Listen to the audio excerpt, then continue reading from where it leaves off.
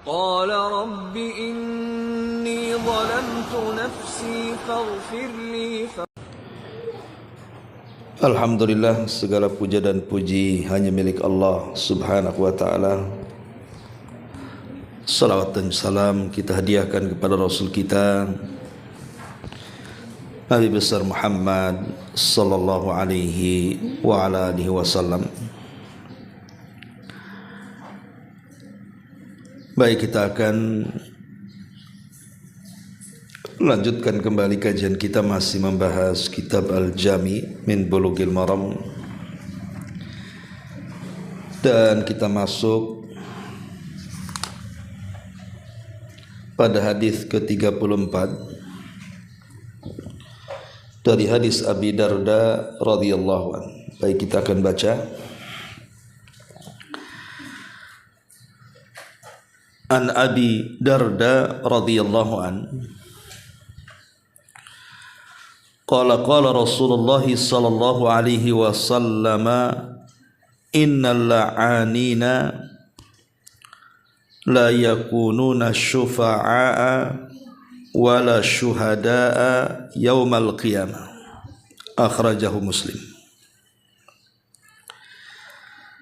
Dari Abu Darda, semoga Allah meridainya, dia berkata, Rasulullah sallallahu alaihi wasallam bersabda,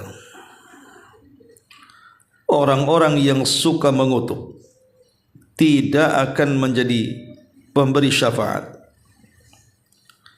dan tidak menjadi saksi pada hari kiamat.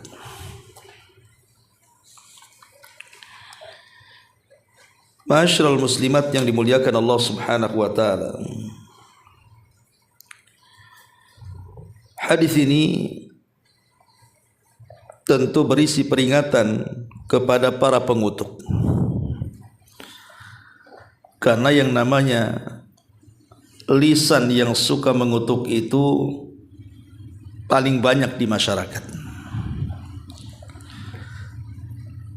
Dan saya kira ibu sering mendengar, bahkan ibu juga menjadi objek kutukan,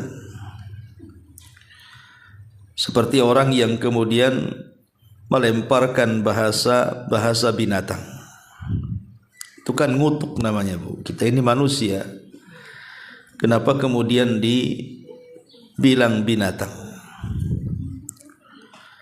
Dan anehnya sekian banyak binatang itu yang disebut itu yang jelek-jelek biasanya. Anjing, babi itu ya. Gak ada bilang angsa. Jadi itu kutukan itu, dan itu biasa di masyarakat itu. Kadang-kadang mengutuk seperti itu, atau bahasa-bahasa yang kasar. Padahal Nabi SAW mengatakan sibabul muslim fusukun, mengutuk seorang muslim itu sebuah kefasikan. Bahkan Nabi juga mengatakan la'nul mu'min kaqatli, melaknat seorang mukmin itu sama dengan membunuhnya. Kenapa melaknat seorang mukmin itu sama dengan membunuhnya? Karena biasanya orang yang dihina orang atau dikutuk orang, Bu, itu biasanya sakit hatinya. Kalau dia tidak bisa melampiaskan dendam dia karena merasa dipermalukan atau direndahkan dan dihinakan karena kutukan orang, itu sakit hati itu berubah menjadi sakit fisik, sehingga akan berbagai macam penyakit timbul dari situ. Naik kolesterol, akhirnya darah tingginya naik, ujung-ujungnya stroke, karena dikutuk tiap hari stroke dia, karena sakit hati yang tidak bisa diluapkan. Bahkan bisa mengalami dari sakit parah itu kematiannya. Makanya Rasul mengatakan la'nul mu'min kaqatli, melaknat seorang mukmin itu seperti terbunuhnya. Karena bagaimanapun sayatan pedang itu tidak lebih sakit dibandingkan sayatan ucapan orang. Kalau orang terluka karena sebuah pisau, bisa diobati, bisa dioperasi. Tapi kalau luka karena ucapan orang itu susah tuh disembuhkannya itu. Bahkan terkadang melekat dalam hatinya dan menjadi dendam kesumat bagi dia. Makanya kenapa dalam agama Islam itu tidak boleh seorang mukmin itu suka mengutuk dan melaknat. Kata Nabi, laisal mu'min bitta'ani walal la'ani walal fahishi walal badi. Seorang mukmin itu bukanlah orang yang suka mencela, melaknat, berbuat keji dan melontarkan kata-kata kotor. Lah di sini Nabi SAW mengancam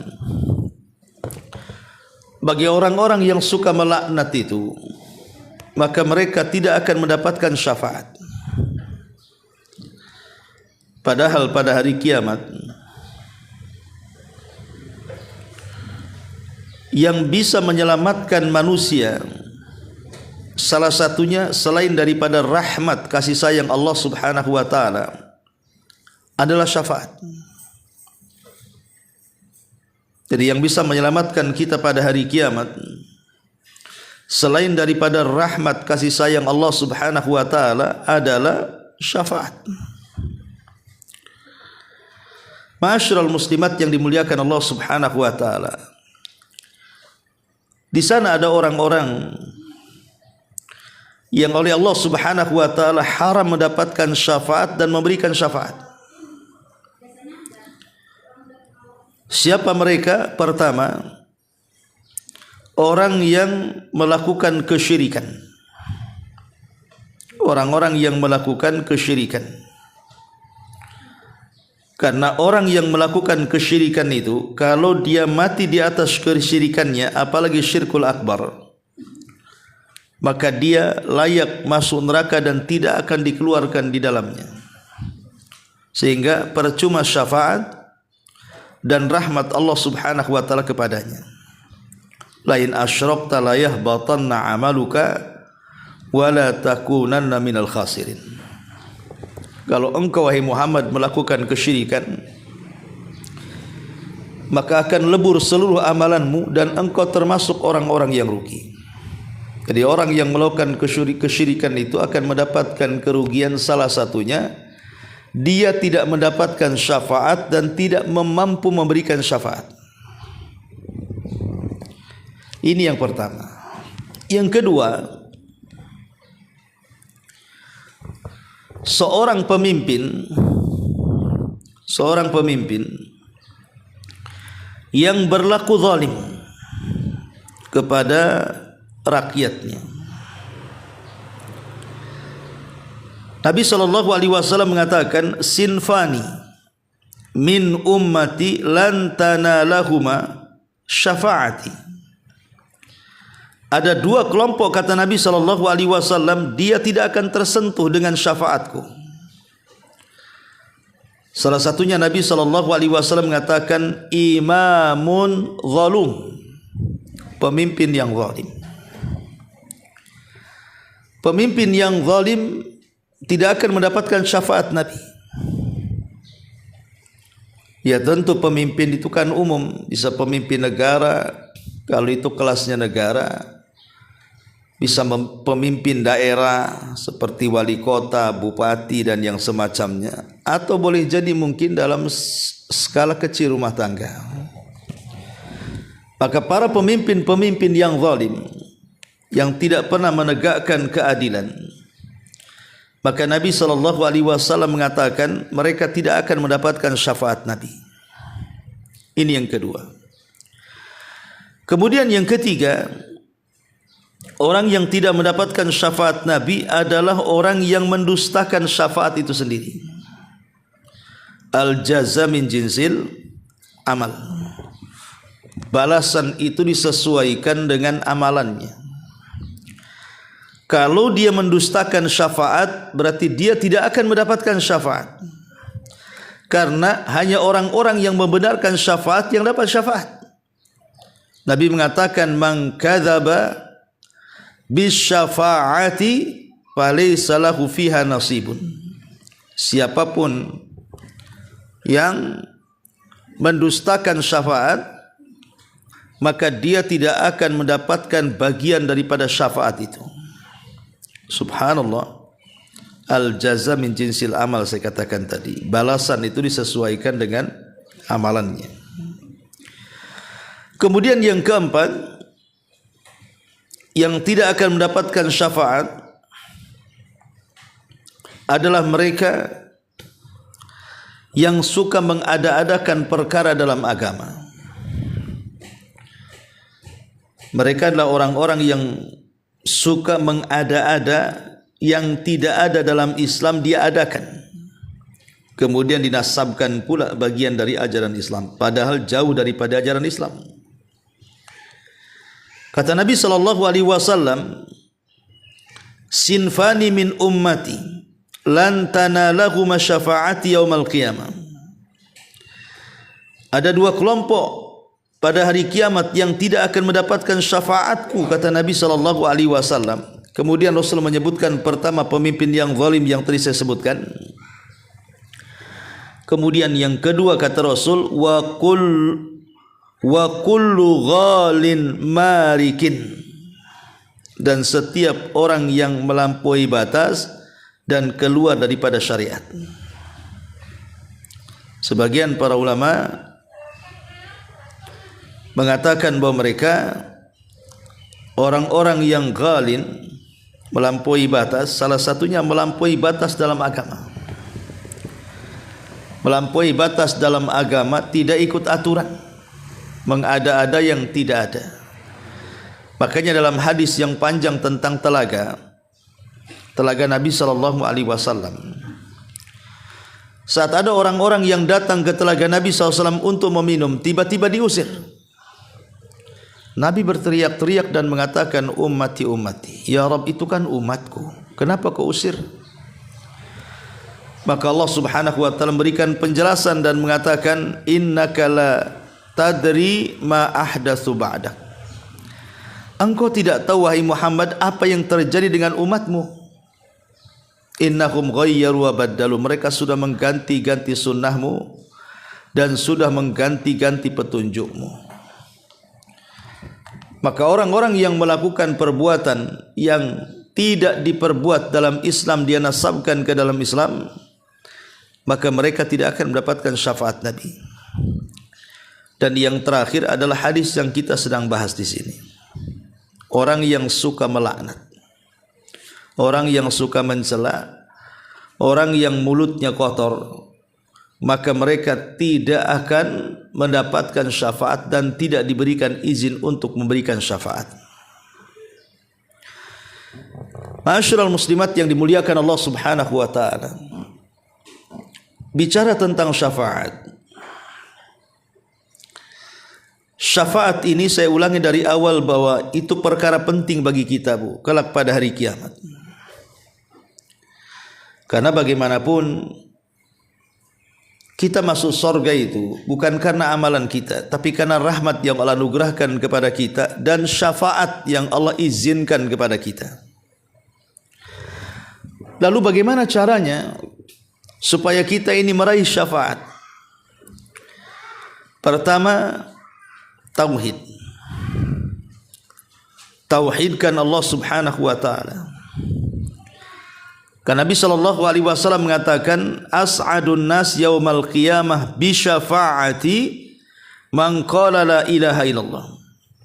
Orang yang sangat bahagia dengan syafaatku, kata Rasul, adalah orang yang mengucapkan kalimatut tauhid la ilaha illallah.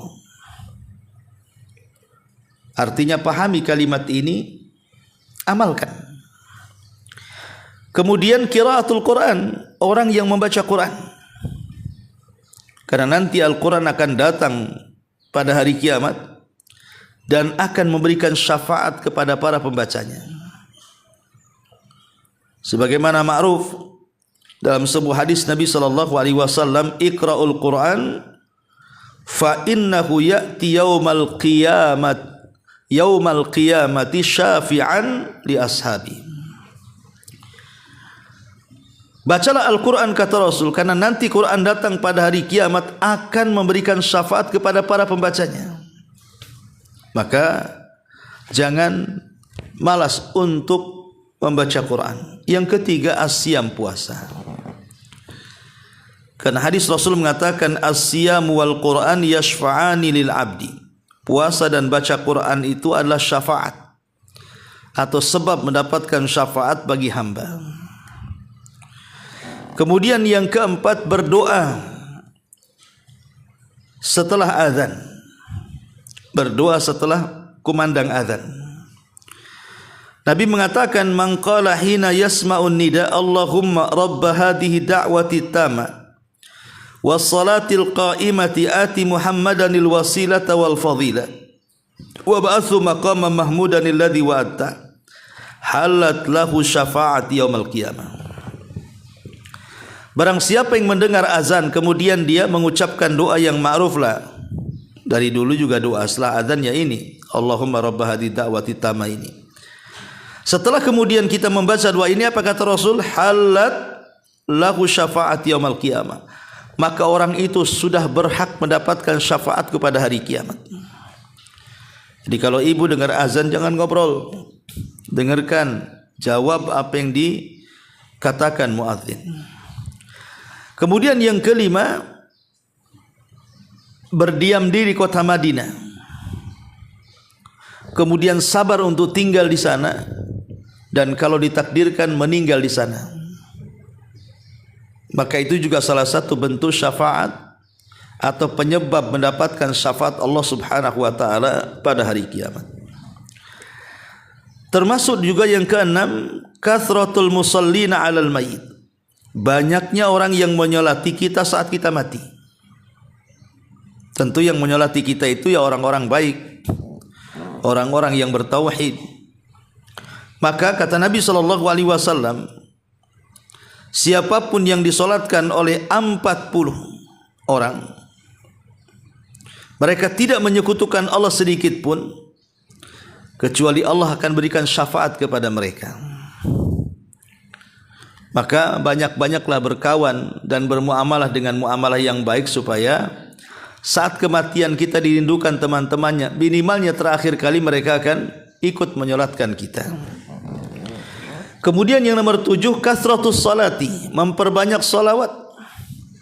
Memperbanyak salat. Maksudnya salat sunnah. Setelah kita melaksanakan salat wajib yang 5 waktu, ibu rajinlah salat-salat sunnah, kan banyak tuh. Dan itu berdasarkan hadis pembantu Nabi SAW yang ketika itu selalu mendampingi Nabi SAW. Maka ketika satu hari Rasul ingin membalas kebaikannya dan mengatakan, ya gulam, wahai anakku, kira-kira kau ingin apa? Kau sudah banyak berbuat baik kepada aku, kata Nabi. Kata sahabat yang masih kecil ini, dia mengatakan, aku hanya ingin bersamamu di sorga. Aku hanya ingin bersamamu di sorga. Maka Nabi SAW mengatakan, baik, tapi bantulah aku agar cita-citamu terkabulkan bi kathrati sujud, dengan memperbanyak sujud, artinya melaksanakan salat.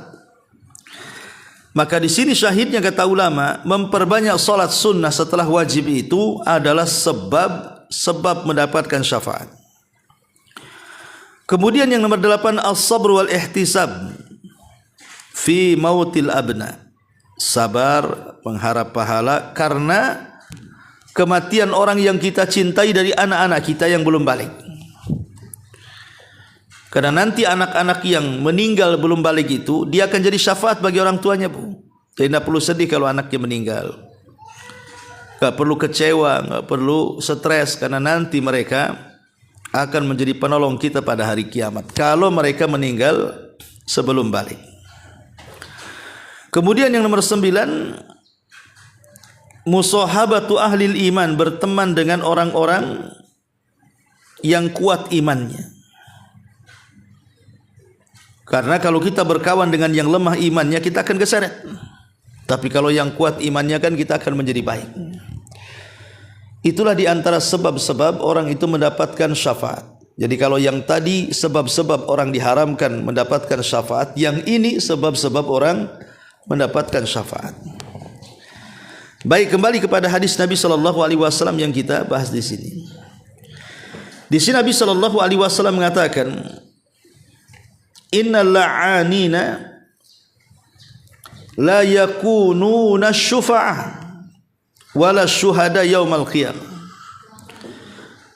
Orang-orang yang suka mengutuk tidak akan menjadi pemberi syafaat dan juga tidak akan menjadi saksi pada hari kiamat. Apa maksudnya tidak menjadi saksi itu, Bu? Begini, Bu, ya. Salah satu kemuliaan umat Islam itu yang Allah anugerahkan kepada kita adalah kita dijadikan oleh Allah sebagai saksi bagi umat-umat sebelum kita. Dalam sebuah riwayat, Allah Subhanahu wa taala memanggil Nuh dan juga umatnya. Kemudian Allah katakan kepada Nuh, "Wahai Nuh, sudahkah kau sampaikan risalahku?" Nuh mengatakan, "Sudah ya Rabb." Maka Allah berkata kepada umatnya, "Betul apa yang dikatakan Nuh itu?" Maka umatnya mengatakan, "Dusta si Nuh itu, wahai Rabb. Dia tidak sama sekali menyampaikan risalahmu kepada kami, sehingga kami tersesat." Maka Allah mengatakan, "Ya Nuh, lihat kaummu, mereka membantah kalau engkau sudah menyampaikan risalahku kepada mereka. Adakah saksi yang memperkuat dirimu sudah menyampaikan kepada mereka?" Kata Nuh, "Ada." Kata Allah, "Siapa itu?" Maka Nuh menunjuk kepada kita umat Islam yang beriman. Maka Allah menghadap kepada kita dan mengatakan, "Kenapa kalian menjadi saksi bagi kebenaran Nuh alaihi salatu wassalam? Apakah kalian sezaman dengan dia? Bukankah zaman kalian berbeda? Bagaimana kalian tahu Nuh menyampaikan risalahnya?" Maka umat Muhammad kelak pada hari kiamat mengatakan, "Ya Rabb, bukankah yang mengatakan Nuh sudah menyampaikan risalah kepada umatnya engkau sendiri dalam Quran yang mengatakan Nuh itu sudah menyampaikan risalahnya?" Maka Allah katakan, "Sungguh benar ucapan kalian dan sungguh benar ucapan Nuh, dan telah berdusta orang-orang kafir itu." Lah, inilah maksud tidak akan menjadi saksi. Jadi kalau kita suka melaknat, kita tidak akan dimasukkan ke dalam saksi-saksi untuk bersaksi kepada umat terdahulu, padahal itu sebuah kemuliaan. Makanya sekali lagi di sini faedah besar dari hadis ini, jaga lisan. Jaga lisan, Bu. Kalau memang ada tukang jahit yang bisa menjahitkan lisan, jahit aja lah, kasih resleting. Ya. Supaya kita bisa menjaga lisan kita ini. Karena lisan ini, Bu, kadang-kadang niat kita nggak mau ngomong, saya berusaha lah menjaga untuk tidak bicara. Ketika sudah saya tempat, dia pula yang paling ember mulutnya. Kadang-kadang lisan ini tidak bisa terkontrol, Bu. Makanya kenapa Nabi SAW menyuruh kita menyibukkan untuk baca Quran, menyibukkan berzikir, mengaji, menghindari majelis gibah tadi, majelis laknat tadi, majelis kutuk tadi. Makanya kemudian ada syariat-syariat kita ini mendekat kepada dengan menyibukkan dengan zikir, baca Quran, majelis ilmu dan yang semacamnya untuk mengurangi itu. Karena kalau untuk kemudian kita menghilangkan sama sekali kan perlu kebiasaan itu. Kalau saya kenal, Bu, seseorang itu dulunya orang itu mungkin punya kehidupan yang kelam di dunia malam. Ya, tahulah namanya dunia preman, dunia malam. Itu kan bahasanya ngeri-ngeri sedap, pun. Sedap tapi ngeri, ngeri tapi sedap. Pokoknya ngeri-ngeri sedap lah. Yang jelas bahwa kadang-kadang dia tidak bisa mengkontrol. Kalau emosi sedikit keluar bahasa itu. Kalau tersinggung sedikit keluar bahasa itu. Memang agak sulit, Bu, untuk merubah perangai itu. Kecuali karena hidayah Allah Subhanahu wa taala. Padahal dia sudah ngaji itu. Udah lama lagi ngajinya. Ya. Tapi kalau tersinggung itu, gaya-gaya premannya itu masih ada tuh. Padahal di sini harusnya orang berpikir bahwa para pelaknat pencela itu mereka tidak akan dapat kesempatan menjadi saksi dan tidak akan mendapatkan syafaat dan pemberi syafaat pada hari kiamat. Ya. Ma'asyiral muslimat yang dimuliakan Allah Subhanahu wa taala. Maka di sini Nabi sallallahu alaihi wasallam ingin mengingatkan kepada kita tentang bahaya para pelaknat gitu. Bahwa mereka akan dijauhkan dari syafaat dan mereka tidak akan mendapatkan atau tidak diangkat menjadi saksi kelak pada hari kiamat. Ma'asyiral muslimat yang dimuliakan Allah Subhanahu wa taala. Kita tahu bahwa orang-orang yang akan memberikan syafaat itu kan banyak, Bu ya. Di sana ada para malaikat. Jelas para malaikat akan diizinkan memberikan syafaat. Kemudian orang-orang yang beriman, mereka juga diberikan izin untuk berikan syafaat. Kemudian juga para syuhada, mereka juga diizinkan untuk memberikan syafaat. Kemudian juga Al-Quran yang saya sudah jelaskan tadi juga bisa memberikan syafaat.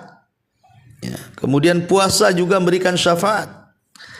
Lah, termasuk di dalamnya adalah orang-orang yang bisa menjaga lisannya.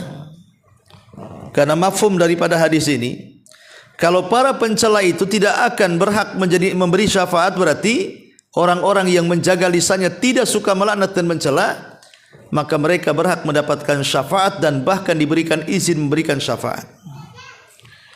Dari sini penting sekali lagi, hati-hati Bu ya, jangan termudah mengeluarkan kata-kata kotor di masyarakat ini. Apakah ke anak, mungkin ketika jengkel gitu ya.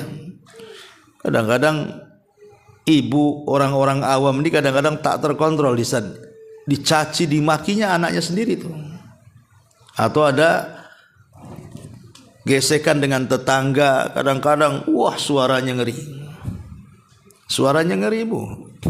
Saya itu dulu punya tetangga. Aduh, nggak terbayang Bu. Suaranya kencang, kalimatnya kutukan, kemudian tangan pula bermain Bu. Oh, batu dilempari itu atap-atap orang sebelah tuh Bu. Nggak kebayang kalau yang sebelah itu saya tuh di situ tuh. Ya.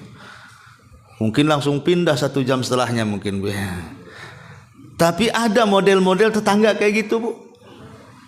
Ya saya cerita nggak di sini, sana Bu ya.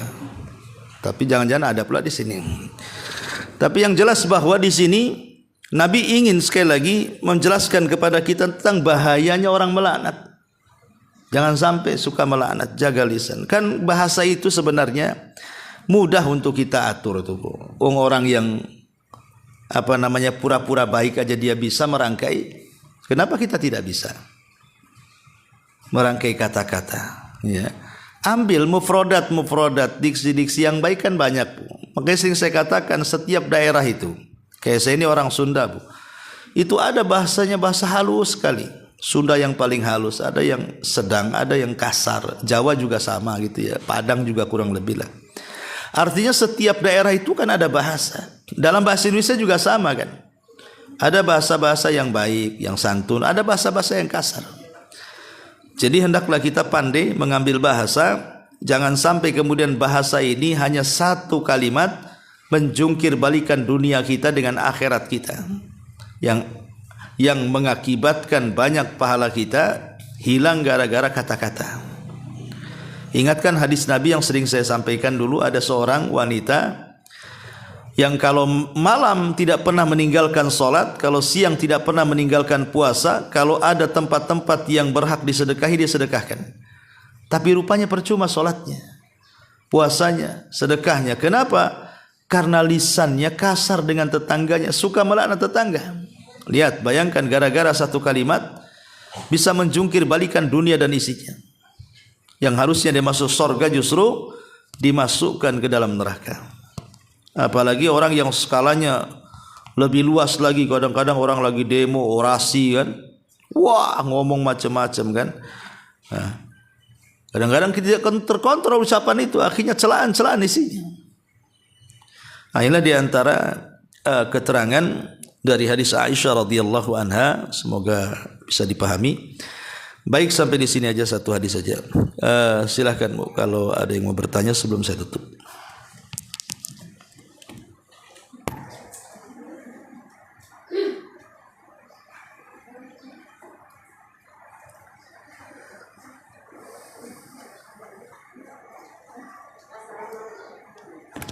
Iya. Silakan. Assalamualaikum Ustaz, mau tanya. Iya, waalaikumsalam warahmatullahi wabarakatuh. Ini Ustaz perkara yang tentang orang-orang yang akan mendapatkan syafaat Ustaz. Iya. Ini kan ada orang-orang yang suka mengadakan perkara dalam agama ya Ustaz ya. Iya. Yang saya ingin tanyakan Ustaz, yang sekarang ini seperti kalau di perumahan ya Ustaz ya, yang kayak acara Maulid Nabi gitu Ustaz. Kan sekarang ini rame di masjid itu kayak itu meriah banget di masjid itu, seperti kayak merayakan suatu hal yang istimewa lah seperti itu. Itu gimana Ustaz hukumnya gitu? Iya, alhamdulillah. Maulid Nabi ini memang terjadi beberapa pendapat ulama. Ada yang menganggap bahwa peringatan Maulid Nabi itu tidak ada dalam Islam. Karena peringatan dalam Islam itu cuma dua, Idul Fitri dan Idul Adha. Berarti tidak ada lagi peringatan yang ketiga, keempat, kelima dan begitu seterusnya. Karena setiap peringatan itu sakral, dianggap ibadah, dan ibadah itu perlu dalil. Itu satu pendapat. Pendapat yang kedua, ada yang membolehkan, tapi dengan syarat Bu. Di antaranya Al-Imam Asy-Syinkiti, Al-Imam Al-Haytami, mungkin di antara yang belakangan itu siapa, Al-Qaradawi dan yang lainnya. Itu membolehkan maulid, tapi dengan syarat. Ya, jadi syaratnya hanya ngaji saja. Kayak model hari inilah Ibu lah. Ibu datang ke rumah ini, kemudian saya jelaskan tentang sejarah Nabi, ya hanya itu saja. Habis itu Ibu bersedekah. Pulang dari pengajian, Ibu bersedekah. Itu yang dibolehkan para ulama. Bahkan di antara ulama muasirin, pendiri Nahdlatul Ulama itu, beliau bahkan mengarang satu buku tentang masalah teguran keras pada para pembuat maulid dengan kemungkaran. Kemudian di antara isinya, boleh melaksanakan maulid, satu, jangan ikhtilat, tidak boleh campur baur laki-laki perempuan. Yang kedua, tidak boros, ya, artinya tidak membuang uang sia-sia di situ. Kemudian yang ketiga, tidak ada sandiwara, ya. Kemudian tidak ada musik yang berlebihan kecuali hanya rebana, kata beliau. Jadi banyaklah syarat-syaratnya itu. Nah, tapi kenyataannya di masyarakat itu justru kalau sudah ada acara maulid itu sudah enggak lepas dari ikhtilat, tabdzir, menghambur-hamburkan dan begitu seterusnya, itu dilarang para ulama. Jadi kalaupun ada orang yang membolehkan maulid itu, ya hanya sekedar ngaji, kebetulan di bulan Rabiul Awal, yuk kita ngaji sejarah, itu saja. Enggak lebih daripada itu. Wallahu a'lam. Ya kalau seandainya ada kemungkaran di situ, Bu, enggak perlu datang lah Ibu, ngapain datang? Karena kalau saya pribadi ditanya soal hukum maulid, ya saya lebih cenderung kepada yang melarang. Wallahu a'lam. Iya. Yeah. Waalaikumsalam.